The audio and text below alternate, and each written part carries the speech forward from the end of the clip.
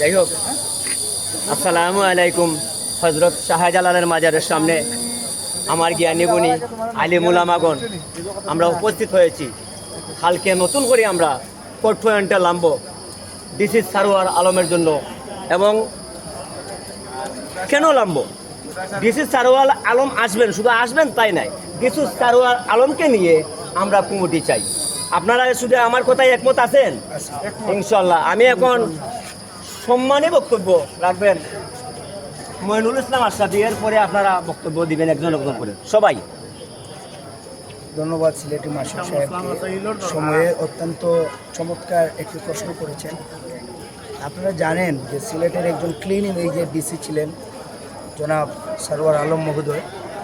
তিনি সিলেটের বিমান syndicate, rail syndicate, footpath syndicate, বিভিন্ন যে অসাধুরা অসামাজিক কার্যকলাপ সহ সম্পূর্ণতার বিরুদ্ধে যিনি সিলেটে সোচ্চার ছিলেন, তিনি যখন হজরত শাহজালাল শাহপরান রহমতুল্লাহের মাজারে এসে হিসাবের স্বচ্ছতা চাইলেন, এরপরেই তিনি সিলেট থেকে প্রত্যাহার করে গেলেন।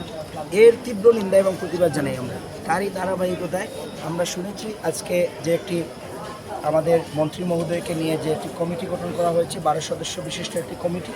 আমরা চাই এই কমিটিতে আরও সিলেটের সামাজিক, রাজনৈতিক, সাংস্কৃতিক ব্যক্তিবর্গকে এবং অরাজনৈতিক ব্যক্তিবর্গকে নিয়েই তারা যেন স্বচ্ছতার হিসাব এবং জবাবদিহিতার হিসাবের কমিটিটাকে আরও বেগমান করা হয়।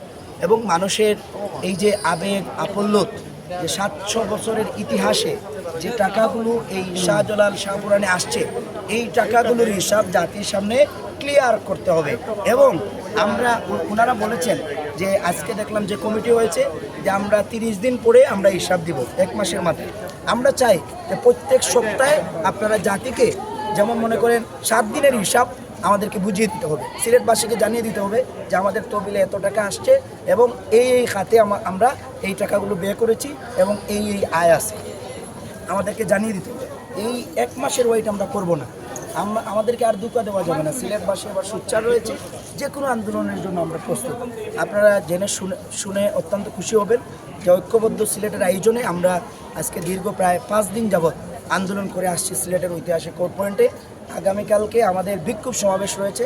আপনারা যারা এই লাইভটি পরে দেখবেন বা দেখছেন, আপনাদের সকলকে আমন্ত্রণ এবং আগামীকালকের বাদ জোহর সিলেটের ঐতিহাসিক কোর্ট পয়েন্টে বিক্ষোভ সমাবেশকে সাফল্যমণ্ডিত করার জন্য উদারতা আহ্বান জানিয়ে আমি আমার সংক্ষিপ্ত মতামত এখানেই ব্যক্ত করলাম। এ পর্যায়ে আপনাদের সামনে সংক্ষিপ্ত মতামত পেশ করবেন সাবেক ছাত্র নেতা, জিন্দাবাজারের বিশিষ্ট ব্যবসায়ী শ্রদ্ধাভাজন ভাই